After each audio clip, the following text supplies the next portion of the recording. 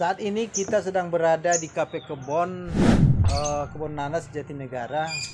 Sekedar ingin mengubah suasana pada podcast-podcast sebelumnya. Kita akan membahas tentang penolakan saksi dari pasangan capres paslon 01 maupun 03 atas hasil rekapitulasi suara di berbagai tingkat KPU, baik di tingkat provinsi maupun di tingkat nasional beberapa hari yang lalu. Ini sangat menarik dan kita akan tanyakan langsung kepada narasumber kita, Bang Amin. Itu Amin SH karena beliau cukup memahami persoalan ini. Pertanyaan kita adalah mengapa saksi dari paslon 01 maupun 02 ini menolak hasil rekapitulasi itu? Nah, infonya kan bahwa saksi paslon 01 dan 03 ini menolak, tapi tidak memiliki alasan yang kuat. Hanya upaya mendelegitimasi hasil pemilu aja untuk membenarkan pernyataan mereka bahwa pilpres yang mereka gaungkan ada kecurangan dan sebagainya. Itu ada pembenaran. Padahal penolakan penandatanganan hasil rekapitulasi perhitungan suara di setiap tingkatan itu apa? Misalnya hasil perolehan suara dicurangin. Dari perolehan yang sekian menjadi sekian. Iya. Nah, dari dengar infonya kan malah yang lucu-lucu. Seperti di Sulawesi Tenggara. Saksinya menolak dengan alasan bahwa menyangsikan tanda tangan yang berbeda formulir C1 di KPPS oleh petugas KPPS. Kemudian diperiksa, malah mempersoalkan pemakaian materai bekas sehingga menjadi tertawaan.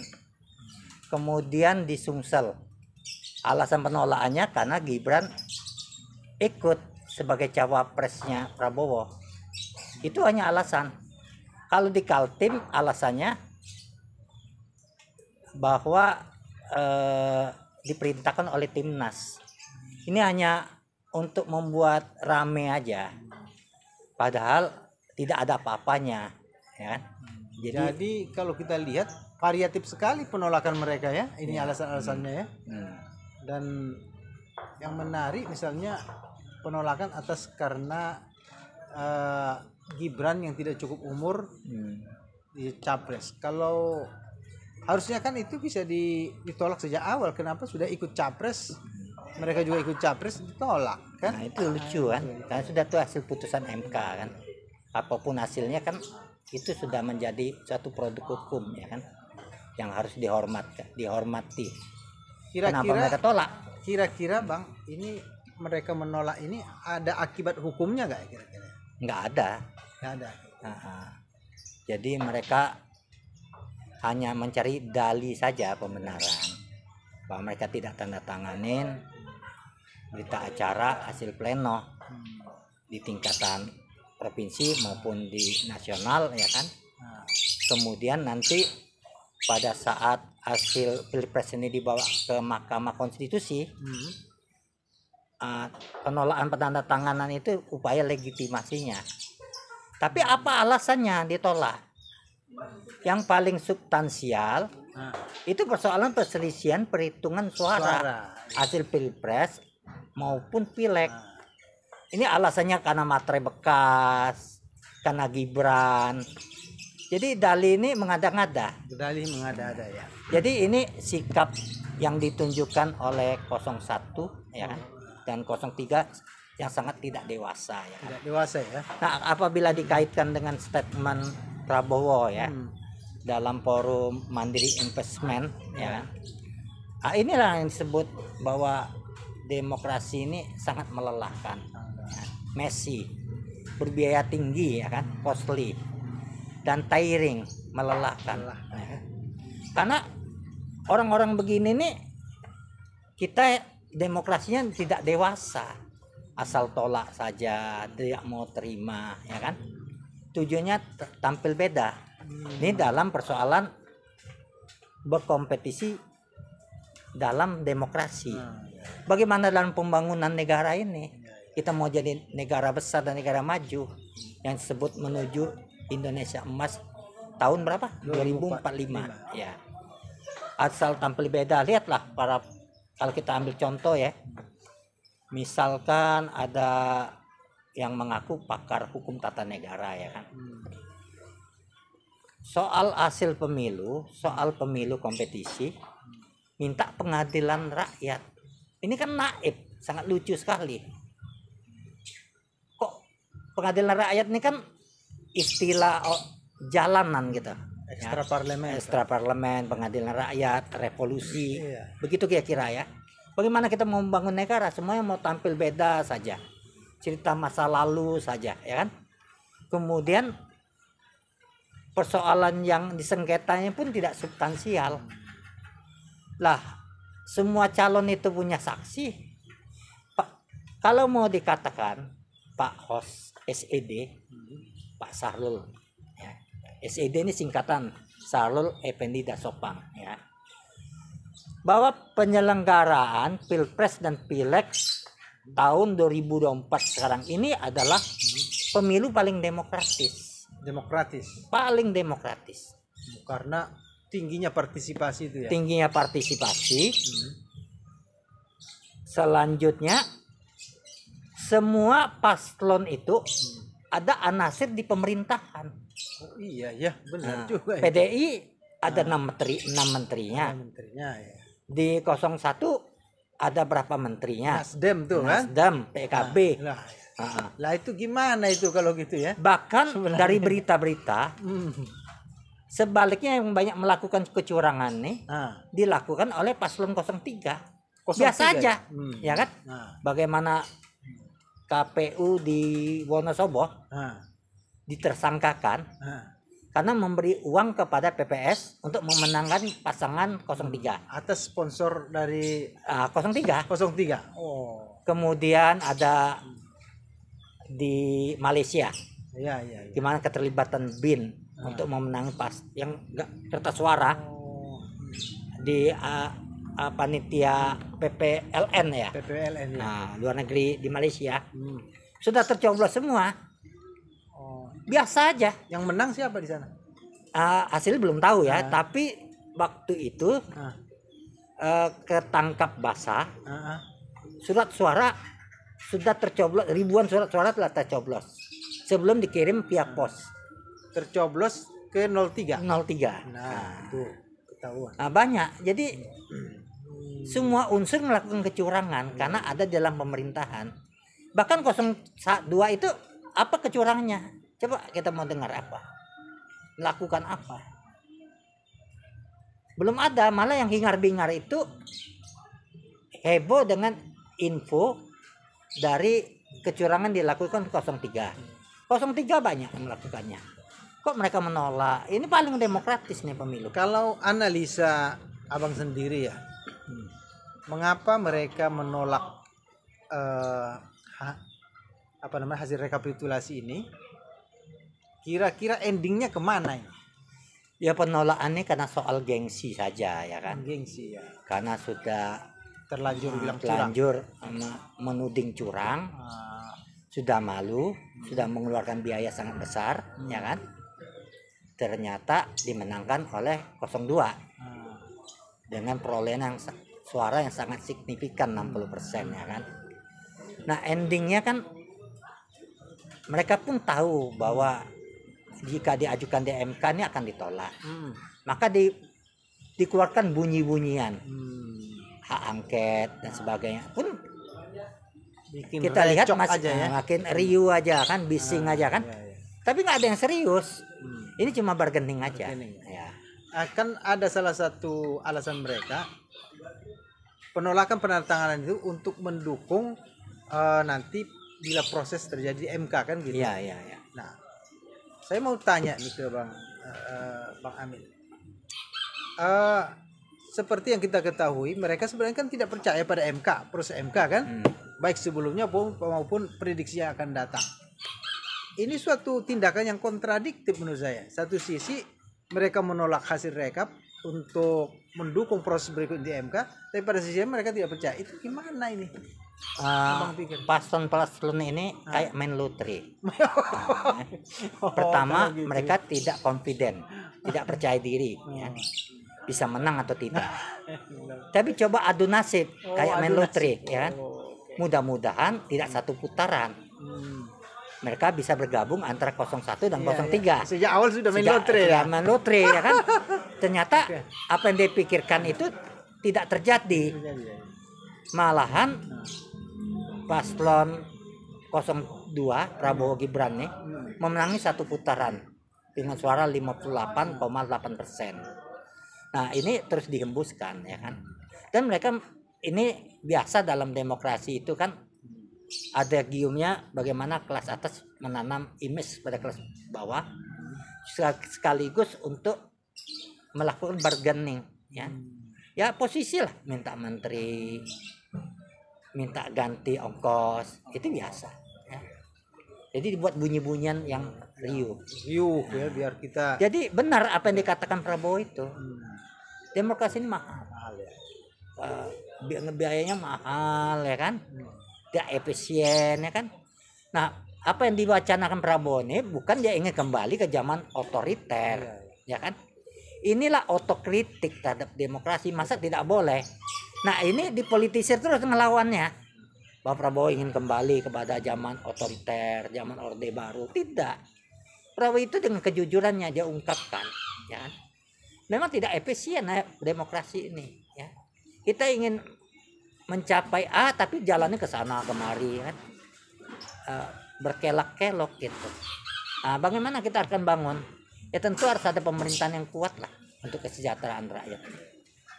Kalau pandangan Bang Amin, kira-kira dengan tidak menandatangani hasil rekap ini kan konsekuensinya seolah-olah bikin kacau proses, ya. KPU sanggup nggak menangani tindakan-tindakan semacam ini? Nah, KPU ini kan misalnya mereka ada tanda tangan tuh hak mereka ya silakan aja, didiamin aja, ya. Ditanya alasannya apa, bisa buktikan enggak? Mereka misalnya tadi ditanya di Sulawesi Tenggara oleh KPU, ditanya apa alasan kamu menolak?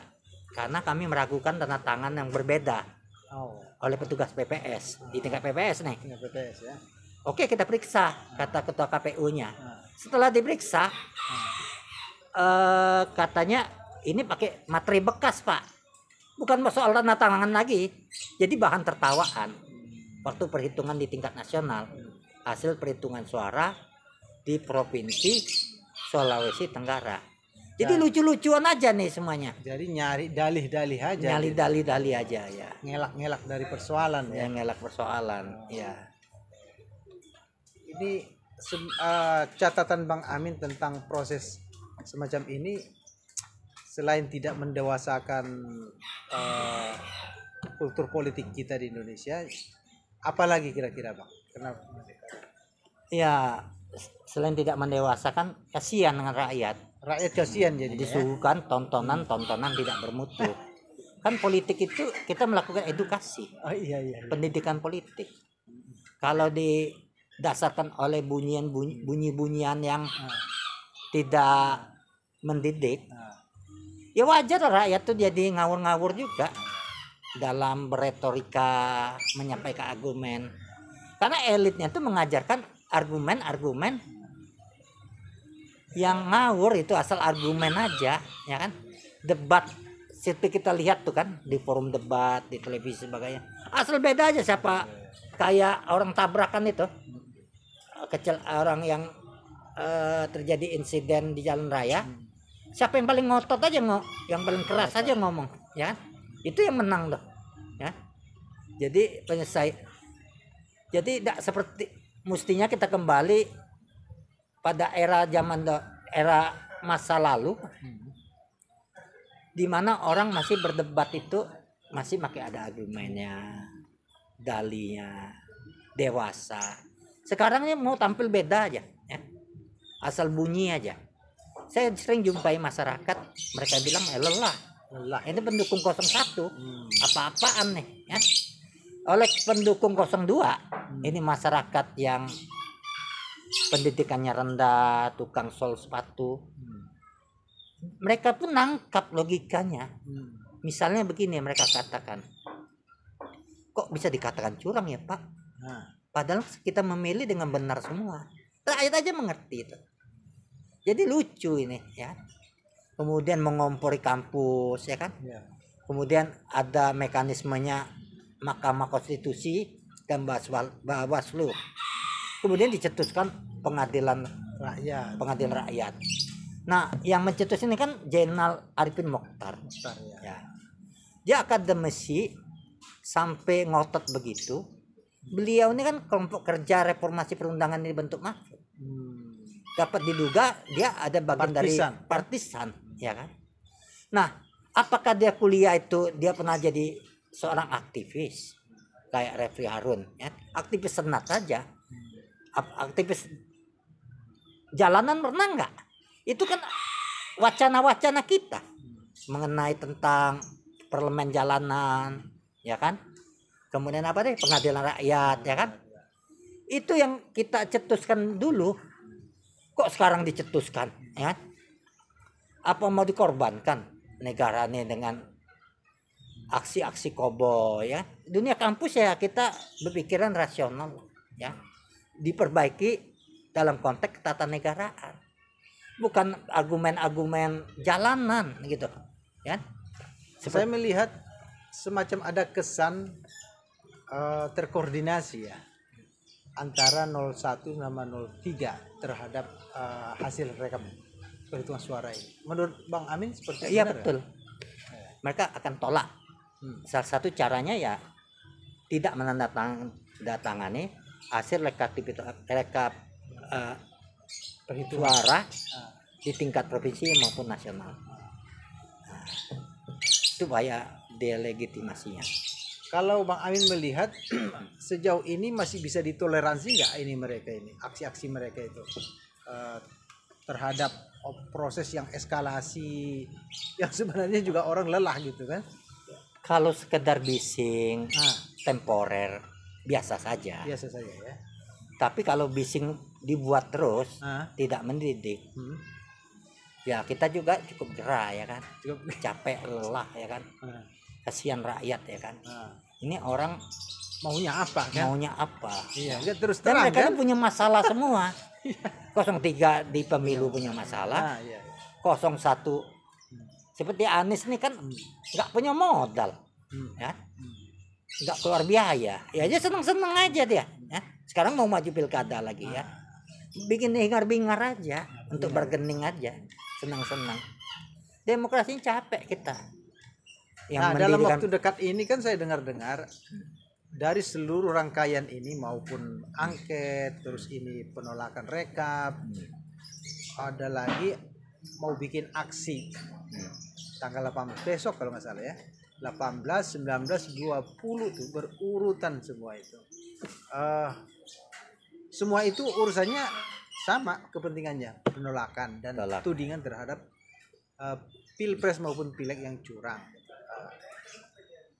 Abang kira-kira melihat ini maknanya apa dan sejauh mana ini memberikan ancaman atau mungkin hanya bising aja? Bising aja. Bising aja. Kalau berdemonstrasi kan hak setiap warga negara. Tapi didasarkanlah dengan argumen yang jelas ya kan. Argumen yang rasional. Tidak asal tolak saja. Kita malu juga ya kan, apalagi kita punya cita-cita untuk memperbaiki negara nih, tapi ditunggangin ya nggak benar juga. Ada yang dimobilisasi, ada karena dia panggilan sebagai dunia kampus. Namanya anak muda, kita tahu kita pernah jadi mahasiswa, senang dengan demonstrasi kan, senang namanya melawan kan, tunduk yang nggak senang dia ya. Tapi ya sekali lagi kepentingan negara itu lebih besar. Seiring waktu umur kita membangun bangsa ini tidak gampang ya. Apalagi asal tolak ya kan. Asal kita beda ya cukup sudahlah ya kan. Mari kita bangun negara ini. Dan Prabowo harus bersikap tegas terhadap orang-orang ini yang provokator ini. Nanti kalau ditunjuk jadi sebagai presiden ya. Sudah dilantik sebagai presiden dia harus tegas. Dia harus tegas ya. Ya lelah juga ngeladeni orang-orang begini ya. Memang negara yang maju itu seperti Soviet itu ya. Amerika berdemokrasi ini sudah mengalami proses ratusan tahun. Kita masih berkotak-katik, hanya tampil beda aja. Yang mencerminkan bagaimana kita sebagai bangsa itu bangsa yang mudah diadu domba aja. Cerminan di masyarakat yang di bawah penjajahan Belanda, masih di bawah pengaruh itu. Kan divide imperanya yang masih kuat mewarnai. Bukan untuk proses menuju satu bangsa yang besar. Menuju demokrasi yang sehat, demokrasi rasional, yang rasional ya. Enggak rasional lagi. Apa terakhir seruan maupun saran Bang Amin supaya proses pemilu kita itu berlangsung rasional, berlangsung dewasa, dan berlangsung tertata dan teratur? Ya, pertama kita harus mematuhi proses mekanisme ya, prosedur ya kan. Kan ada aturan mainnya. Balikin aja ke situ. Kembalikan ke situ ya. Ada perselisihan hasil suara, kembalikan ke MK. Kecurangan, laporkan ke Bawaslu. Kemudian kita beri masukan terus untuk perbaikan. Ini bukan kesalahan perorangan, bukan kesalahan Jokowi kita timpakan. Misalnya ada kecurangan pilpres, kenapa tidak dipersoalkan kecurangan pileg?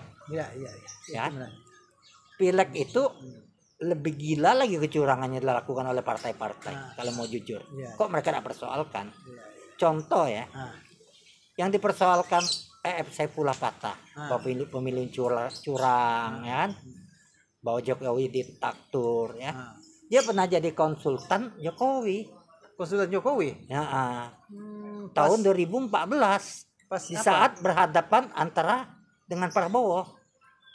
EF tuh. EF. Kemudian dia pernah jadi konsultan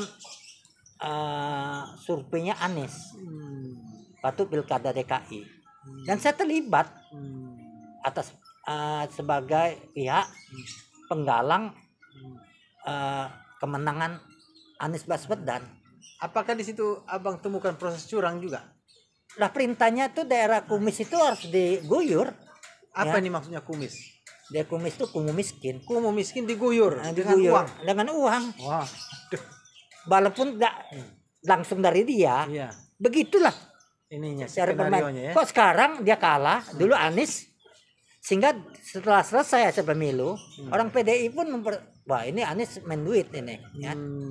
Loh sekarang dia mempersoalkan ini. Jadi kita demokrasi ini sangat aneh ya. Apa yang menimpa kita persoalan enggak, yang tidak merugikan kita diam saja. Ibarat kata-kata tiba di mata dipicingkan, tiba di perut dikempiskan. Gitu ya. Tiba di dada dibusungkan. Enggak fair ya. Enggak fair, ya kan? Enggak mau terima yang apa? Semuanya diterima, ya. Sudahlah, stop lah. Biar kita bangun negara ini ke depan lebih maju lagi ya. Maju, lebih optimis ya. Jangan sifatnya apa? Masih sifatnya ortodok. Ya, masih ribut kayak 25 tahun yang lalu kita, ya. Gulingan Soeharto, kita gulingan itu tak ada gunanya juga, ya. Semakin ricu aja, semakin anarkis saja negara nih kan. Jangan seperti baru belajar berdemokrasi, itu aja. Baik Bang Amin, terima kasih. Bincang-bincang kita sore ini sangat menarik. Mudah-mudahan bincang-bincang ini memberikan pemahaman kepada publik atas situasi yang dihadapi hari ini. Terima kasih. nemu kafe kebun nih man. Ini tadi muter-muter.